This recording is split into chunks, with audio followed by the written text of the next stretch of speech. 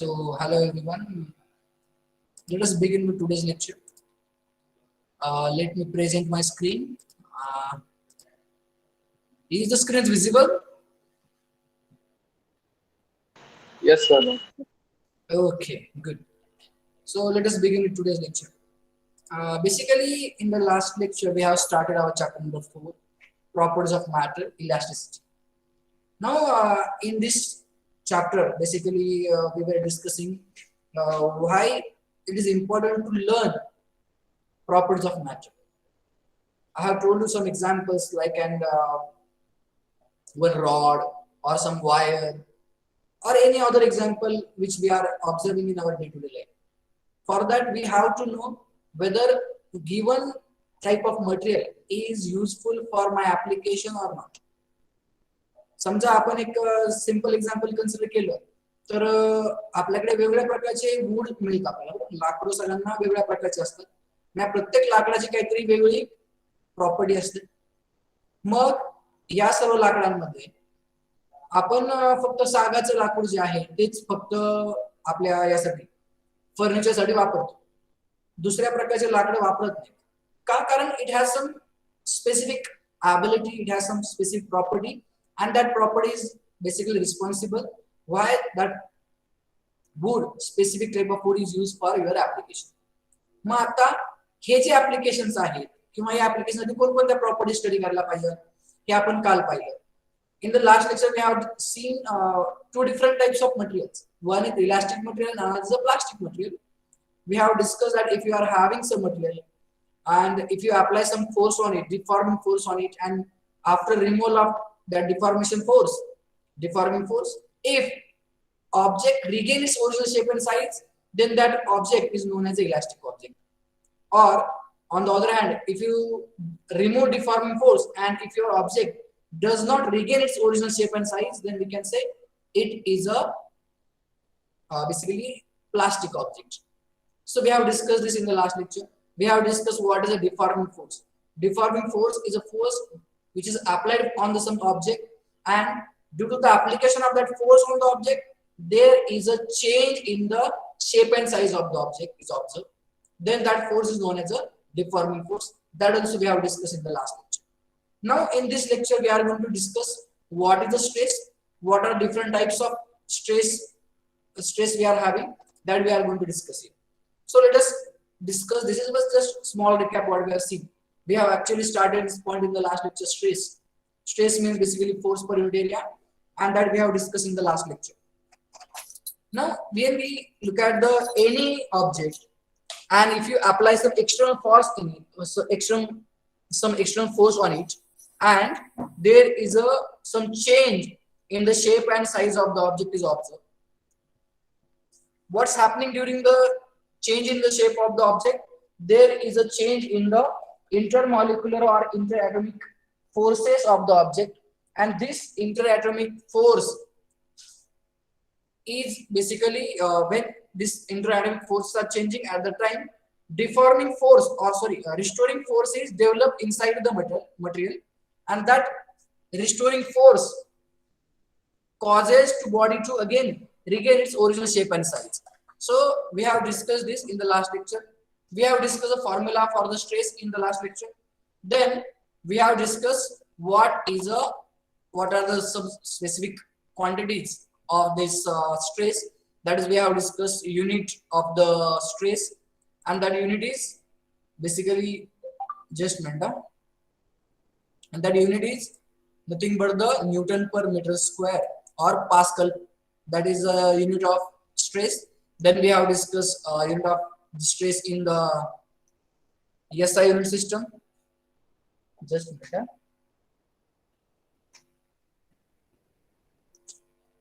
We have discussed this Dian per centimeter square also. Then in British unit system, we have discussed PSI is a unit of this stress. Then dimensions also we have discussed. And I have given you an assignment. What do you mean by tensor? Or write down and define tensor in details. हा काल एक तुम्हाला असाइनमेंटचा प्रश्न दिला होता. Hope everyone have tried it. कोणी कोणी try केलं सांगा बरं. टेन्सॉरचं इन्फॉर्मेशन लिहायची किंवा अनालाइज करायचं. मी लिहिलंय सर. गौरी, मुस्कान, शुभम, ओके, सर मी एनीवन पण एल्स? लिहिलंय. वर्षा पवार, नेहा धावडे, मोहिनी चतुर्वेदी, ओके, ठीक आहे. So many students have tried it. आता हे जे आपण लिहिलं ना त्याच्यावरून तुम्हाला टेन्सर काय असते तुम्हाला काल कळालं असेलच. तर आपण आता काय करूयात, we are going to analyse what are the different types of stresses we are having. आता स्ट्रेस म्हणजे काय तुम्हाला सांगितलं. स्ट्रेस म्हणजे काय, तर force upon area. So this is the value of stress. मग आपण आता फोर्स कोणता अप्लाय करायचा. मी तुम्हाला काल एक एक्झाम्पल सांगितलं पहा की if I am having one coin and now I am using one hammer and hammering it. मी एक कॉइन आहे त्या कॉइनला एका हातोड्याने ठोकणार, मग काय होईल, तो कॉइन असा चपटा होत जाईल, बरोबर ना. It is one way of basically applying force and I am applying force on the area, बरोबर आहे ना. तो जो काही कॉइनचा एरिया असेल सर, वरचा क्रॉस सेक्शनल एरिया म्हणा किंवा वरचा व्ह्यू, त्या व्ह्यूला मी अप्लाय करणारे force. So we can say that at the time जो काय आपण फोर्स अप्लाय केला, force divide by area will gives you stress what is available there. मग आता या ठिकाणी आपण जर बघितलं तर तो स्ट्रेस कोणत्या प्रकारचा आहे. मग we are having basically types of forces or types of stresses depend upon how we are applying force. So we are having two different types of forces, three different types of stresses. One is a longitudinal stress, second is a volume stress, and third one is shearing stress. So let us discuss these stress types in details.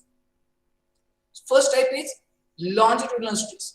If you look at the diagram here, then we are having one rod which has some length L, and now I am going to apply some force on it. So how I can apply some force? I think at time of your practicals you have already done one practical where you have determined Y by bending. So in case of Y by bending, you are having one wooden scale and there is some mass attached to it, and that mass is basically applying some force in the downward direction. So when you apply some mass here, when you increase the mass to the hanger, at that time this scale goes on bending, and because of that bending we can determine what will be the Young's modulus. So that formula or that practical we have done in the practical session. So if you look at the some scale, if you are having some material which is in the form of one rod, and now you are applying some force on it in the downward direction, that force might be force due to gravity, or if you just add up some masses in the hanger and you try to measure what will be the length, change in the length. Initially when you are having that rod, when there is no any mass, at that time it is considered it has some length L, and now you are increasing these masses in the hanger. When you increase the masses in the hanger, then what will happen? सांगा बरं काय होईल.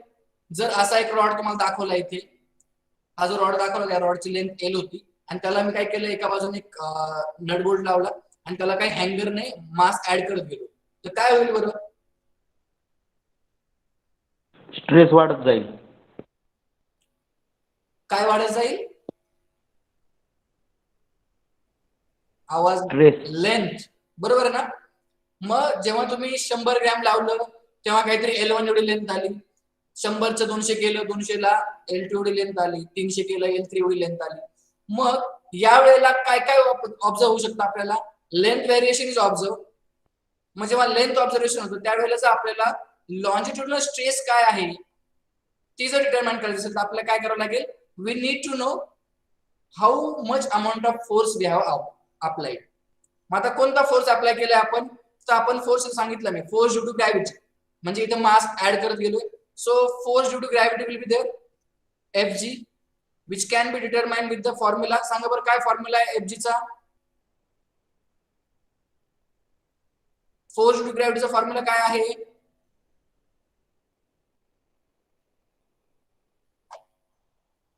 Force due to ग्रॅव्हिटीचा formula माहित? M into G. Yes, M into G. So this is the formula. आणि आपला जर तुम्ही स्ट्रेसचा formula पाहिला तर स्ट्रेसचा फॉर्म्युला काय सांगतो? That stress is equals to what? F by A, where F is applied force. So आता इथं applied force कोणता केलाय आपण? Longitudinal force or the force due to gravity which is in the downward direction. आणि आपल्याला A determine करायचं. मग आता A कोणता डिटरमाइन करणार? तर ज्या एरियावर आपण फोर्स अप्लाय करतो. आता तुम्ही जर एखादा रॉड घेतला तर रॉड कसा असणार आहे, असा लेंथचा असणार आहे, आणि हा जो खालचा पोर्शन असेल ना इथून एवढा, that will be the area. मग हा जो रॉड समजा एक रॉड असणार आहे म्हणजे काय, त्याला काहीतरी सर्क्युलर शेप असणार आहे आणि हा अशा प्रकारचा रॉड असेल, बरोबर ना. So this type of rod will be there. So it has some radius r. मग याचा जो एरिया आहे, क्रॉस सेक्शन एरिया, तो काय असू शकतो सांगा बरं. एरिया ऑफ द रॉड काय असणार आहे, क्रॉस सेक्शनल व्ह्यू, याचा फॉर्म्युला काय असेल, पाय आर स्क्वेअर, बरोबर आहे का. Yes sir. मग मी लॉन्जिट्युडिनल स्ट्रेस ही कशी डिटरमाइन करू शकतो, अप्लाइड फोर्स ची व्हॅल्यू काय आहे आपली mg, आणि एरिया किती आहे pi R square. Then I can say my longitudinal stress will be mg divide by pi R square. कळालं का. Yes, sir. Sir. Okay. So this is a one way of analyzing this longitudinal stress. मग जेव्हा आपण longitudinal stress म्हणतो तेव्हा आपलं जे काही इलॉंगेशन असेल ते कोणतं असलं पाहिजे, अलॉंग द लेंथ असलं पाहिजे, बरोबर आहे का. म्हणजे आपलं जे काही लेंथ व्हॅरी व्हायला पाहिजे तेव्हा आपण म्हणू शकतो की आपल्याला काय ऑब्झर्व झालंय, longitudinal स्ट्रेस ऑब्झर्व झाली, किंवा there is a longitudinal stress is observe in given experiment. आता हे झालं पहिलं टाइप, longitudinal स्ट्रेस. आता मला सांगा, जर मला पुढच्या प्रकारचे स्ट्रेस डिटरमाइन करायचं तर स्ट्रेस कोणती मला पाहिजे, आता व्हॉल्यूम स्ट्रेस. म्हणजे आता काय व्हॅल्यू व्हायला पाहिजे सांगा बरं. व्हॉल्यूम स्ट्रेसच्या केसमध्ये काय इन्क्रीज होणार आहे आपण जर फोर्स अप्लाय केल्यावर.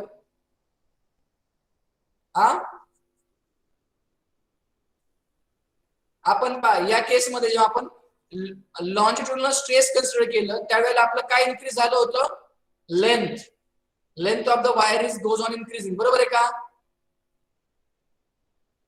हे कोणत्या केसमध्ये, लॉन्जिट्युडिनल स्ट्रेस मध्ये काय इन्क्रीज होणार आहे, लेंथ. आणि जर मी व्हॉल्यूम स्ट्रेस कन्सिडर केला तर व्हॉल्यूम स्ट्रेस मध्ये काय इन्क्रीज व्हायला पाहिजे, मग साईज म्हणता येईल किंवा व्हॉल्यूम म्हणता येईल, बरोबर आहे ना. मग आता मला व्हॉल्यूम कसं इन्क्रीज करता येईल, तर एक समजा मी काय केलं, एक गॅस सिलेंडर घेतलं आणि गॅस सिलेंडरवर मी आता आतल्या बाजूने फोर्स अप्लाय करत चाललो. I can apply force from outward side और inner side, both way of is a possible. समजा माझ्याकडे एक इनिशियल केस होती, when I am having some volume V. समजा एक असा चौकोनी बॉक्स आहे, काय स्क्वेअर आहे आपल्याकडे किंवा बॉक्स आहे, आणि या बॉक्सला मी चारी बाजूने फोर्स अप्लाय करतो. काय होईल बरं, साईज कमी होईल, त्याचं व्हॅल्यूम कमी होईल, व्हॉल्यूम कमी होईल. आता ऍज अ एक्झाम्पल पाहायचं म्हणलं तर समजा काय कन्सिडर करू शकतो, एखादा बलून, बरोबर आहे का. समजा एक बलून घेतला मी आणि त्या बलूनला चारी बाजूने मी काहीतरी फोर्स अप्लाय केला. मग हा फोर्स अप्लाय करतो म्हणजे काय, समजा मी काय केलं, तो बलून घेतला असा हातामध्ये धरला आणि त्या बलूनला मी असं धरून दाबलं तर काय होतं, आता बलूनचं जर वरचं कव्हरिंग खूप हार्ड असेल तर तो बलून दाबला जातो, बरोबर आहे ना. आतलं जे काही व्हॉल्यूम आहे ते व्हॉल्यूम कमी होतं. So if you are having this type of practical, this type of application, this type of example, then a stress which is observed, that stress is known as a volume stress or bulk stress. काय लोक त्या स्ट्रेसला काय म्हणता येईल आपल्याला, volume stress और bulk stress. आता जेव्हा व्हॉल्यूम किंवा बल्क म्हणते तेव्हा मी काय सांगितलं तुम्हाला, तर आपल्याला चारी बाजूने फोर्स अप्लाय करायचा. आता हा जो फोर्स अप्लाय करणार आहोत त्यावेळेला आपल्याला व्हॉल्यूम स्ट्रेसचा फॉर्म्युला काय सांगायचा आहे, तर volume stress is equal to what, again force divide by area. मग जर मी हा अशा प्रकारचा समजा एक क्यूब कन्सिडर केला,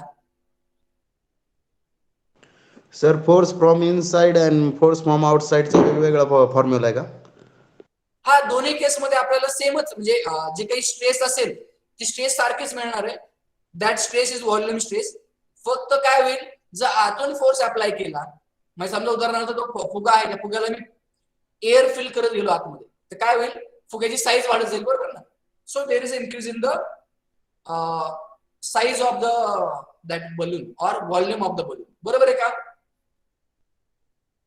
येस. आणि जर बाहेरून तेव्हा प्रेशर अप्लाय केलं किंवा बाहेरून फोर्स अप्लाय केला तर काय होईल, ती साईज डिक्रीज होईल. So both the ways are possible. आतून फोर्स अप्लाय केला तरी साईज इन्क्रीज होऊ शकते आणि बाहेरून फोर्स अप्लाय केला तर साईज डिक्रीज होणार आहे. So depend upon direction of force we will observe whether the volume is increased or volume is decreased. So if I apply some force from outward side, let us consider this type of square material I am having, and now I am applying force from all the sides. या all sides मधून जर force apply केला तर काय observe होईल मला, म्हणजे उदाहरणार्थ आता एक्झाम्पलचं कन्सिडर करायचं म्हणलं तर ते बलूनचं एक्झाम्पल सांगितलं मला मी, किंवा एखादा बॉल घेतला आपण समजा टेनिसचा बॉल, आणि त्या टेनिसच्या बॉलला अशा ठिकाणी ठेवलं की चारी बाजूने मी फोर्स अप्लाय करू शकतो, म्हणजे सगळ्या बाजूने फोर्स अप्लाय केला आणि त्या फोर्सची व्हॅल्यू काय असणार आहे, सेम असणार आहे. मग आता हा फोर्स काय, with the help of some machinery we can apply or by just your hands you can apply that force. मग त्या केसमध्ये आपल्याला व्हॉल्यूम स्ट्रेस जी आहे ती व्हॉल्यूम स्ट्रेसचा फॉर्म्युला काय मिळणार आहे, volume stress is equals to applied force per area. मग आता या केसमध्ये मला काय कन्सिडर करावं लागणार आहे, तर हे जे काही आउटसाइड होती या स्क्वेअरची म्हणा किंवा हा जो आतमध्ये दाखवलेला आहे याची आउटवर्ड साइड, ही जी आउटसाइड आहे तिचा एरिया किती आहे. म्हणजे समजा मी हा जो एक फोन कन्सिडर केला, किंवा समजा एक काम करूयात आपण, ही एक रेक्टँग्युलर ही एक काळीपेटी कन्सिडर करूया. आता या काळीपेटीला मी सगळ्या बाजूने फोर्स अप्लाय केला तर काय होऊ शकतो, काळीपेटीचं व्हॉल्यूम डिक्रीज होऊ शकतो. मग या वेळेला मला काय कन्सिडर करावं लागेल, how much force I have applied on this area. So I need to know area of this plane as well as I need to know what is the amount of force I have applied. मग या केसमध्ये आपल्याला जर area तो launch volume stress जेव्हा म्हणत असेल तर व्हॉल्यूम स्ट्रेस काय सांगता येईल, अप्लाइड फोर्स पर एरिया. इथे चुकून लॉन्जिट्यूडने लिहिलं गेलेलं आहे, इथे काय असलं पाहिजे, व्हॉल्यूम स्ट्रेस. मग व्हॉल्यूम स्ट्रेस म्हणजे काय, मग again applied force divide by area. मग आता इथे अप्लाइड फोर्स काय असणार आहे, let us consider applied force is very small which has a quantity df and that applied force is on area dA, then this volume stress is equals to df by dA. मग आता df by dA, have you seen this formula before, f by a?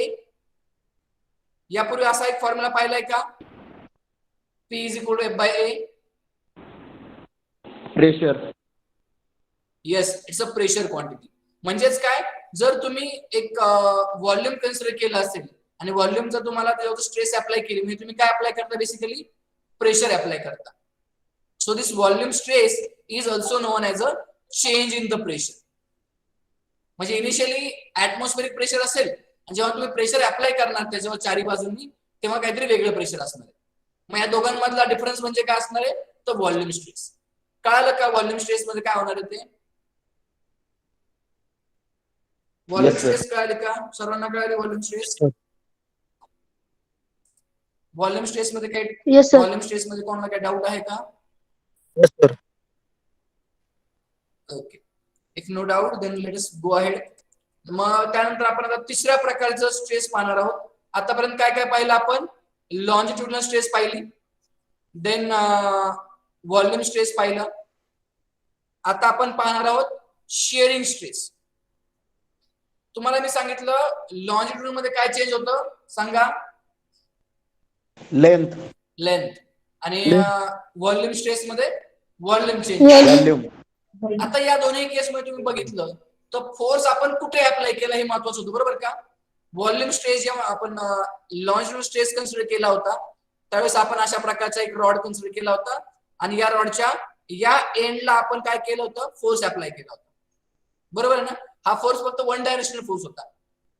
Volume stress मध्ये जो force आपण apply केला तो force कसा होता, all directional force होता, बरोबर आहे का. सगळ्या डायरेक्शननी फोर्स अप्लाय केला तरच आपल्याला व्हॉल्यूम स्ट्रेस मिळणार होतं. Now we are having third type of stress and that stress is known as a shearing stress. मग शिअरिंग स्ट्रेस म्हणजे काय असतं, तर शिअरिंग स्ट्रेस मध्ये एक क्वांटिटी महत्वाची असते. क्वांटिटी काय असते तर डायरेक्शन ऑफ अप्लाइड फोर्स. मग आपण फोर्स कसा अप्लाय करायचा. So your force in case of shearing stress will be a tangential force. आता टँजेन्शियल फोर्स म्हणजे काय करणार तर समजा एक मी एक्झाम्पल साठी तुम्हाला सांगतो काय करतो. मी आता एक बुक कन्सिडर करतो. एक मिनिट मी ते पुस्तक तुम्हाला दाखवतो. तुम्हाला सर्वांना माझी स्क्रीन मी दिसतोय का. Yes, sir. Yes, sir. Okay just minute. मी दिसतो सर्वांना. आता समजा हे एक पुस्तक आहे आपल्याकडे बरं का. आणि आता या पुस्तकावर आपल्याला काय कन्सिडर करायचंय तर शेअरिंग स्ट्रेस कशी असेल. तर तुम्हाला एक सांगितलं मी आपल्याला यामध्ये डायरेक्शन महत्वाची असणार. जेव्हा आपण लॉजिट्युडनल स्ट्रेस म्हणलो होतो तेव्हा काय केलं अशा प्रकारचा रॉड कन्सिडर केला होता आणि या रॉडला खालून मास अटॅच केलं आणि इथे हँगर होता आणि हा हँगर काय करणार आहे याला खाली खाली ओढणार आहे. So there will be a longitudinal stress will be observed. If I consider volume stress, then if this is the same example I am having, then I am going to apply force from each area. प्रत्येक area मधून आपण force apply करणार. त्यानंतर जे काही change in the volume असेल त्याला आपण काय म्हणतो that is a volume stress. आता मला शेअरिंग स्ट्रेस कन्सिडर करायचंय. तर शेअरिंग स्ट्रेस मध्ये एक महत्वाची क्वांटिटी असते किंवा महत्वाचा फॅक्टर असतो. तो फॅक्टर काय तर डायरेक्शन ऑफ अप्लाइड फोर्स. मग मी शेअरिंग स्ट्रेस मध्ये काय करणार आहे तर खालचा जे काही सरफेस असेल हा जो मी माझ्या हातावर ठेवलाय हा सरफेस हा कॉन्स्टंट ठेवणार मी. म्हणजे ह्याला याच्यावर फोर्स नाही अप्लाय करायचा. माझा फोर्स कुठे अप्लाय करायचा तर I am going to apply force on the upper surface only and that force will be tangential to the upper surface. आता टँजेन्शियल म्हणजे समजा आता मी फोर्स अप्लाय केला तर फोर्स कसा अप्लाय केला काय होईल पहा. जर आता हे दिसतंय तुम्हाला पुस्तक. एक मिनिट हे पुस्तक Yes, sir. नीट दाखवतो. ओके आता हे जे पुस्तक तुम्हाला दिसतंय ना तर या पुस्तकात आपल्याला फोर्स अप्लाय करायचा. टँजेन्शियल म्हणजे क्रॉस सेक्शनल फोर्स अप्लाय करायचा.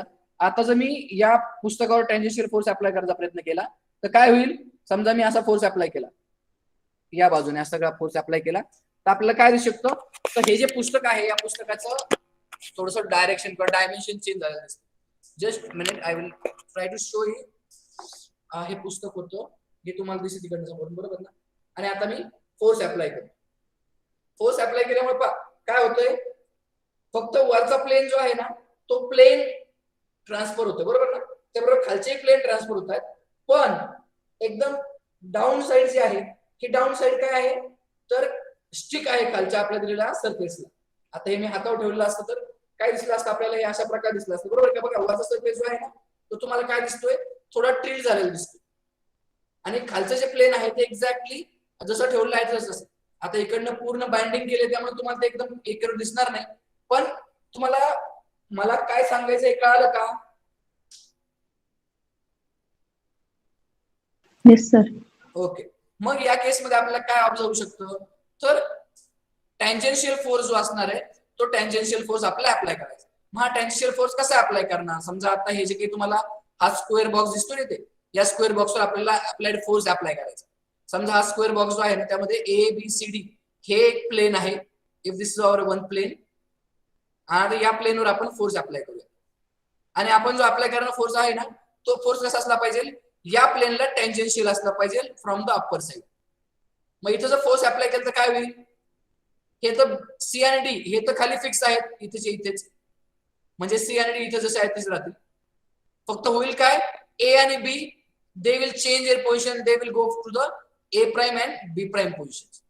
म्हणजे आपला आधी जो काही स्क्वेअर टाईप किंवा असा बॉक्स टाईप जे दिसत होतं आपल्याला ते बॉक्स टाईप न राहता आता that will change their geometry. म्हणजे कसं होईल it will be looks like some parallelogram. बरोबर आहे का. हा पॅरलोग्राम साठी दिसेल ना काहीतरी. बरोबर आहे का हे कळालं का. Yes, sir. Oh. मग या केस मध्ये आपण काय म्हणू शकतो a stress is observe when tangential force is there. When tangential force is acting on the top surface of the given material, then we can say there is a shearing stress. If deformation force is applied on the body and the shape of the body changes, then stress is called as shearing stress. And shearing stress is defined as tangential applied force divided by area of top surface. मग हा जो वरचा area आहे या एरियावर आपण force apply करणार आहोत या डायरेक्शनला. मग असं अप्लाय केलं आपल्याला काय पाहायला मिळेल, तर A will be goes to the A prime, B is goes to the B prime and CD will be remains there. मग या केस मध्ये पण आपण काय डिटरमाइन करू शकतो, तर याचे डायमेन्शन्स, याचे युनिट काय आहेत ते सगळं तर हे सेमच आहे. स्ट्रेसच्या केस मध्ये प्रत्येक ठिकाणी आपल्याला याचे जे काही डायमेन्शन्स आणि युनिट हे तर कॉन्स्टंटच असणार आहेत, they are not going to change. कळालं का स्ट्रेस आपण कन्सिडर केले किंवा स्ट्रेस डिस्कस केलं, सर्वांना कळालं काय काय आहे स्ट्रेस म्हणजे. हो.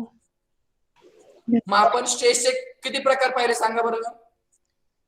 लॉंगिट्युडिनल stress, volume stress, okay, shearing stress, longitudinal, volume stress, second volume आणि थर्ड काय होती तर ही शेअरिंग. या तिन्ही केस मध्ये, या केस मध्ये काय चेंज होतं, लेंथ. या केस मध्ये काय चेंज होणार आहे, व्हॉल्यूम, व्हॉल्यूम. आणि या केस मध्ये काय चेंज होईल, शेप, जॉमेट्री, शेप और जिओमेट्री विल बी चेंज. बरोबर आहे का. पहिल्या केस Yes, मध्ये sir. पहा लेंथ चेंज होती ती, बरोबर. तर लेंथ चेंज होताना आपला जो रॉड होता असा जो होता तो रॉड कंटिन्युअसली इन्क्रीज होता ना, असा वाढत जाईल. बरोबर आहे का. जर फोर्स अप्लाय करत गेलो तर हे आपला काय शेप चेंज होतो या ठिकाणी, लॉन्च मध्ये शेप चेंज होऊ शकतो का, नाही. नाही. व्हॉल्यूम मध्ये पण पहा आपण काय म्हणलो होतो, हे आपलं इनिशियल व्हॉल्यूम, याच्यावर आपण समजा अप्लाय फोर्स केला तर हे व्हॉल्यूम जे आहे ते जसं फक्त डिक्रीज होतं, पण शेप जो आहे तो शेप तसा जातो. बरोबर ना. हो. पण शेअरिंग स्ट्रेसच्या केसमध्ये काय होतं, आपल्या दिलेल्या जो काही सब्जेक्ट आहे, जे काही सिस्टम दिले त्या सिस्टमचा काय चेंज होतो, तर शेप चेंज होतो. कळालं का. Yes, sir. Yes, sir. Okay, so we have discussed these three different types of stress. First one is a longitudinal stress where we have observed change in the length. Second type we have discussed, that is a volume stress where we have observed change in the that volume. And in case of shearing stress we have observed change in the shape of the object. Okay, so we have discussed these three different types of stress quantities, three different types of stress. Now we are going to discuss strain. Can anyone tell me, have you heard the term strain before?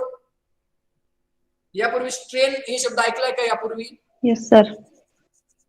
Yes, sir. सांगता येईल का, काय माहितीये का strain म्हणजे काय, असं सांगता येईल कोणाला? Change in dimension per unit original dimension. Okay, good. म्हणजेच काय, समजा आता हे जे काय आपण स्ट्रेस कन्सिडर केलं, हे जे काही स्ट्रेस होतं या स्ट्रेस रिलेटेड स्ट्रेन असतं. मग स्ट्रेन म्हणजे काय, strain is basically ratio of change in the dimensions per original dimension. मग आता समजा आपण जेव्हा आपण लॉन्जिट्युडिनल स्ट्रेस कन्सिडर केला होता त्यावेळेस काय आपल्याला पाहायला मिळालं होतं, तर लेंथ व्हेरिएशन पाहायला मिळालं होतं.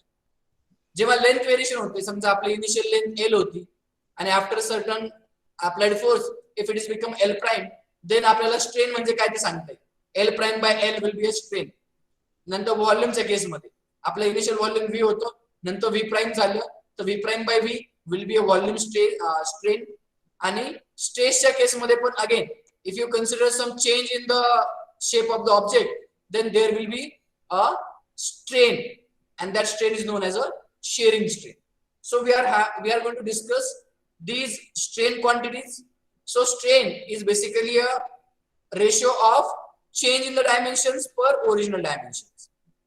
And when we will observe it, when you are applied some deforming force on the body, then body undergoes some change in dimensions.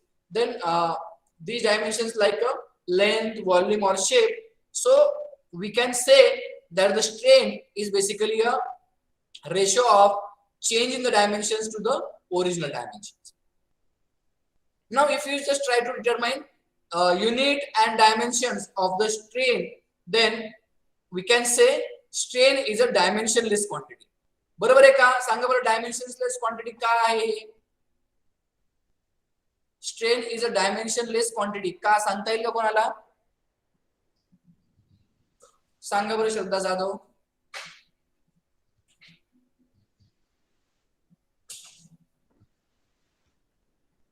Strain he dimensionless quantity आहे असं म्हणतो मी. मग ही स्ट्रेन डायमेन्शनलेस का झाली सांगता येईल कोणाला? Because its ratio is equal and it gets cancelled.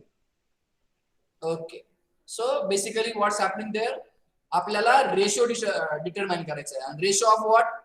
Same dimensions ना, ओरिजिनल आणि चेंज. पण हे जे आहे इथे डायमेन्शन म्हणजे काय असू शकतं? लेंथ असू शकते, व्हॉल्यूम असू शकते किंवा शेप असू शकतो. मग इथं काय असेल? Change in the length divide by change in the length, original length. So it will be a L by L. So one can say dimensionless. So we can say that strain is a dimensionless quantity. लक्षात ठेवा, strain is a dimensionless quantity. It has three different types: longitudinal strain, volume strain, and shearing strain. So let us discuss these types of strains one by one. Let us discuss longitudinal strain in details. So in case of longitudinal strain, change the dimension will be length. As I told you, if you consider first longitudinal stress example, where we have considered one bar and we have applied some force on it, at that time there is a change in the length is observed. So we can say change in the dimension will be a length. So in case of this longitudinal strain, we will observe change in the length, and we can determine that longitudinal strain will be L by L, where small l is a final length of the wire or that rod when you applied some force, final length. Or and capital L will be a initial length. कळालं का मग हे longitudinal strain काय असतं? Yes, sir. Okay, now we will discuss volume stress, volume strain. मग आता volume strain मध्ये काय कन्सिडर करावं लागेल आपल्याला? तो मागाचा बॉक्स, बरोबर आहे का? अशा प्रकारचा बॉक्स होता ना, याचा इनिशियल व्हॉल्यूम होतो V, त्याच्यावर सगळ्या बाजूंनी फोर्स अप्लाय केला. मग फोर्स अप्लाय केल्यामुळे काय होईल? There will be change in the volume of the this given box, and that change in the volume will be some dV. मग त्या केस मध्ये आपण व्हॉल्यूम स्ट्रेन काय सांगू शकतो? तर change in the volume divide by original volume. कळालं का? Oh. मग या ठिकाणी कोणतं डायमेन्शन चेंज होतं? व्हॉल्यूम, बरोबर आहे ना? मग volume means what? Meter cube, बरोबर आहे का? व्हॉल्यूम हे मीटर क्यूब मध्ये मेजर करतात. So meter cube divide by meter cube will be dimensionless, बरोबर का? Yes, sir. ओके, कळालं सर्वांना व्हॉल्यूम स्ट्रेन कसं असतं ते? कळालं का? Yes, sir. Okay, now we have discussed this volume strain. Let us discuss shearing stress or shearing strain. We have discussed already shearing stress. Now let us look at the shearing strain. आता shearing strain मध्ये काय discuss करायचं? तर shearing strain मध्ये आपल्याला काय सांगितलंय? The shape of the object is get change. मग हा शेप कशामुळे चेंज झाला? Because of applied deformation force. मग आता हा शेप जेव्हा चेंज होतो, आधी आपल्याकडे काय होता? समजा आपल्याकडे अशा प्रकारचा हा जो दिसतो ना, ABCD अशा प्रकारचा एक शेप होता, हा रेक्टेंगल होता. आता याच्यावर मी या BC पार्टवर जर मी फोर्स अप्लाय केला तर काय झालं? BC पार्टचं B prime C prime हे अशा लेअर मध्ये कन्व्हर्जन झालं. तर आपण काय सांगतो? Strain is basically a ratio of change dimension divided by original dimension, बरोबर आहे ना? मग आता या केस मध्ये जर असा आपल्याला रेशो असेल स्ट्रेनचा, तर शेअरिंग स्ट्रेन जर डिटरमाइन करायचं तर काय करावं लागेल मला? इथे पहा, ABCD हा पहिला बॉक्स होता आणि दुसरा बॉक्स काय झाला?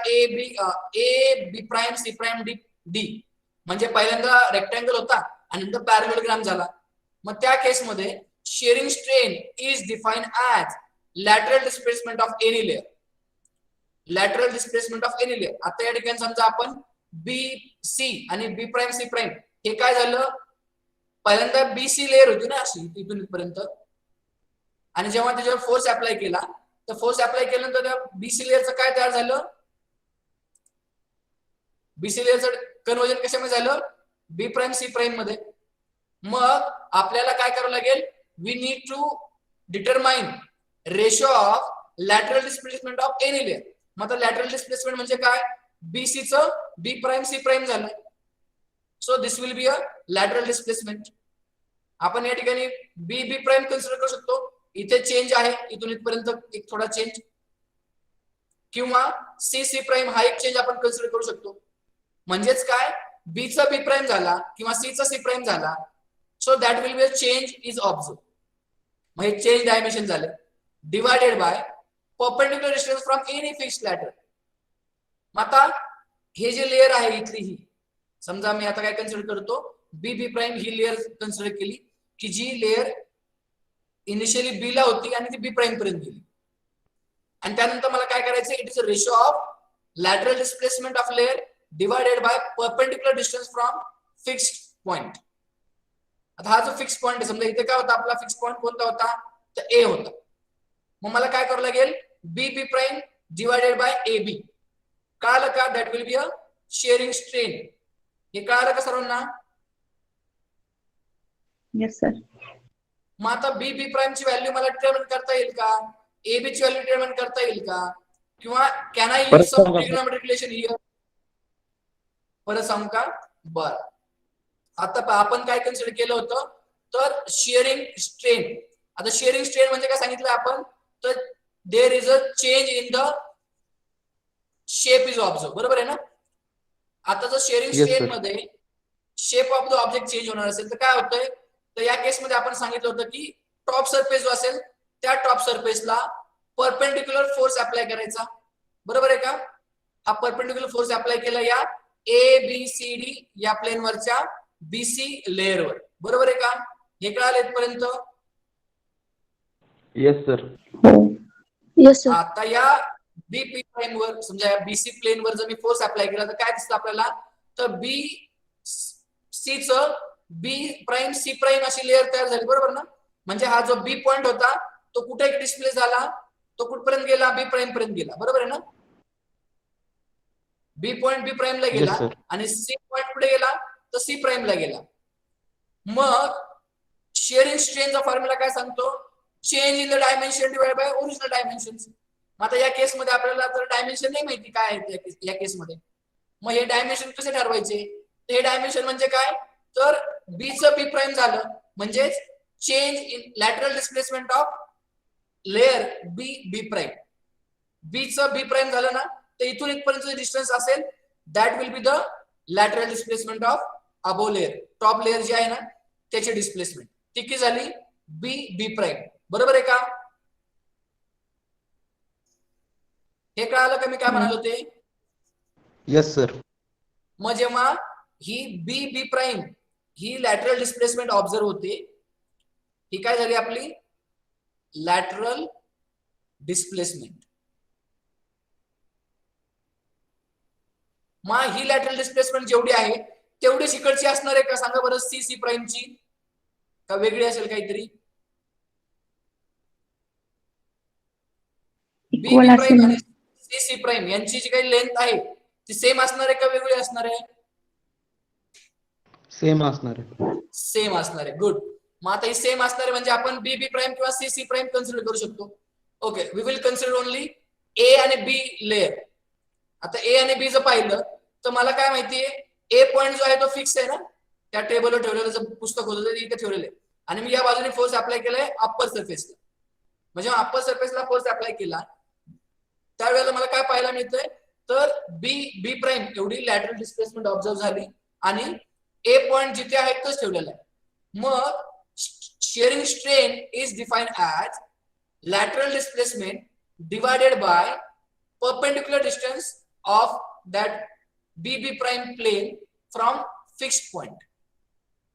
मग आता फिक्स्ड पॉइंट कोणता आपला, या केसमध्ये ए पॉइंट फिक्स आहे ना. Yes, sir. मग ए पॉइंट फिक्स आहे आणि बी बी प्राइम ही जी काही लॅटरल डिस्प्लेसमेंट आपल्याला पाहायला मिळाली त्याचं परपेंडिक्युलर डिस्टन्स कोणता असणार आहे, मग ए बी. बरोबर आहे का? हो. हे काय झालं, परपेंडिक्युलर डिस्टन्स. मग आपला शेअरिंग स्ट्रेनचा फॉर्म्युला काय सांगतो, तर shearing strain is a ratio of lateral displacement to the perpendicular distance of any layer. मग तुम्ही या केस मध्ये जर आपण बी पॉइंट कन्सिडर केला तर आपल्याकडे काय कन्सिडर करता येईल आपल्याला शेअरिंग स्ट्रेन म्हणजे तर B B prime divide by A B. बरोबर आहे का? हे कळालं का इथपर्यंत? Yes sir. Yes, sir. आणि जर मी समजा सी पॉइंट कन्सिडर केला असता तर मला काय इक्वेशन मिळालं असतं C C prime will be lateral displacement आणि C D will be a perpendicular distance. So my equation will be C C prime divide by D C. बरोबर आहे का हे? Yes sir. आता जर तुम्ही ट्रिग्नोमेट्रिक रिलेशन्स पाहिले असते समजा आपण ट्रिग्नोमेट्रिक रिलेशन्स या triangle A B B prime वर वापरले बरं का. आपण काय करणार ट्रिग्नोमेट्रिक रिलेशन्स पाहणार आहोत. ट्रायंगल बी बी प्राइम आणि ए याच्यावर आपल्याला जर ट्रिग्नोमेट्रिक रिलेशन्स अप्लाय करायचे असतील तर आपण साइन थीटा पण डिटरमाइन करू शकतो. बरोबर आहे का? कॉस थीटा डिटरमाइन करू शकतो as well as we can determine tan of theta. मग साइन ऑफ थीटा सांगा बरं काय असू शकतो. साइन ऑफ थीटा म्हणजे काय? Sine of theta will be B B prime divide by A B prime. बरोबर आहे का? साइन थीटा बरोबर आहे का? B B prime divide by A B prime. Sine थीटाची व्हॅल्यू बरोबर आहे का ही? हा हो. कॉस थीटाची व्हॅल्यू काय येईल सांगा बरं? A B divide by A B prime. आणि टॅन ऑफ थीटा म्हणजे काय असतं? Sine of theta by cos of theta असं पण लिहू शकतो किंवा डायरेक्टली आपण लिहू शकतो तर B B prime divide by A B. बरोबर आहे का? आता समजा म्हणजे जर याचा रेशो घेतला फक्त sine of theta divide by cos of theta that will be tan of theta. मग इथं जर कॅल्क्युलेशन केलं तर इथं आपल्याकडे बी बी प्राइम आहे divide by A B prime आहे. इथे A B divide by A B prime आहे. So this A B prime and this A B prime will be cancel and will remains with tan of theta is equals to B B prime divide by A B. बरोबर आहे का? हे पहा which is equals to tan of theta. कळालं का? हो sir. Okay. आता हे झालं आपलं ट्रिग्नोमेट्रिक रिलेशन बद्दल. पण आपल्याला आणखी एक माहिती आहे की जर थीटाची व्हॅल्यू जी आहे ही खूप स्मॉल असेल. आता जर तुम्ही पाहिलं असेल तर ते पुस्तक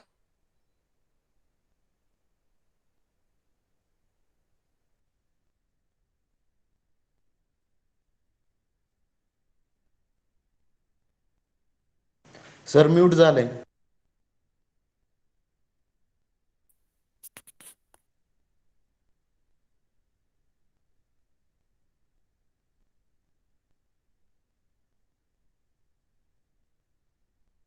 चेंज इन डायमेन्शन आहे किंवा ही जी काही बी च बी प्राइम मध्ये जाणार आहे ना हे खूप जास्त प्रमाण दिसणार आहे का आपल्याला? हा ट्रायंगल इथे दिसतो ना आपल्याला हे खूप जास्त असणार आहे का? नाही. नाही. म्हणजे काय आपला जो थीटा जो आहे ना इथे दिसणारा हा थीटा काय खूप मोठा नसणार आहे. when theta is very small at that time what we can say जेव्हा थीटा स्मॉल असतो तेव्हा sine of theta is equals to theta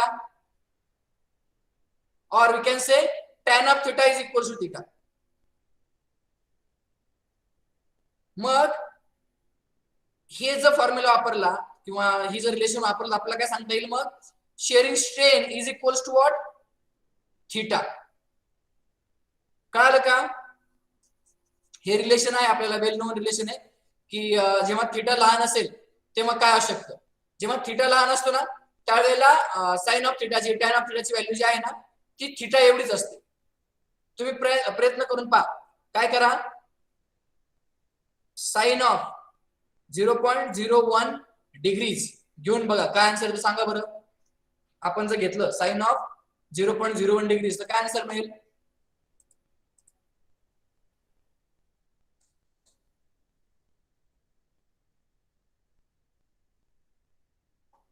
0 नाही.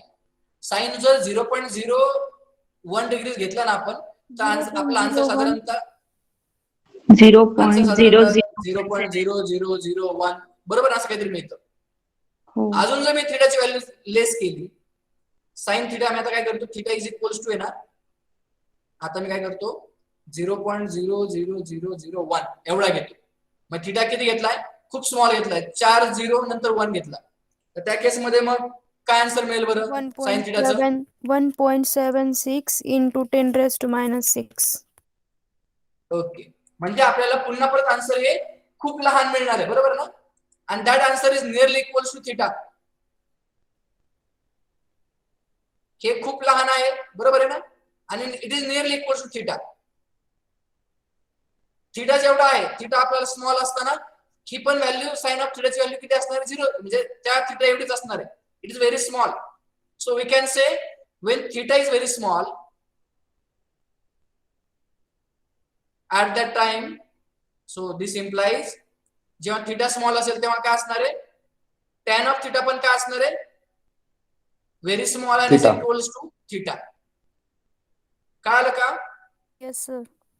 म्हणून मी काय सांगू शकतो, तर shearing strain is equals to the value of theta. Okay, Yes, sir. ठीक आहे. मग आपण इथे थांबूयात. आजच्या लेक्चरला आपण स्ट्रेस आणि स्ट्रेन काय असतं हे पाहिलं. स्ट्रेस म्हणजे काय सांगा बरं, स्ट्रेस म्हणजे काय असतं? Force per unit area. Force per unit area. आणि स्ट्रेन म्हणजे काय असतं? Change in Change in dimension per unit. dimension per unit Force. original dimension. Okay, good. So we have discussed these quantities today. Now we will stop here. Have you any doubt regarding today's lecture? No, आजच्या sir. Lecture मध्ये काही doubt आहे का? No, sir. No, sir.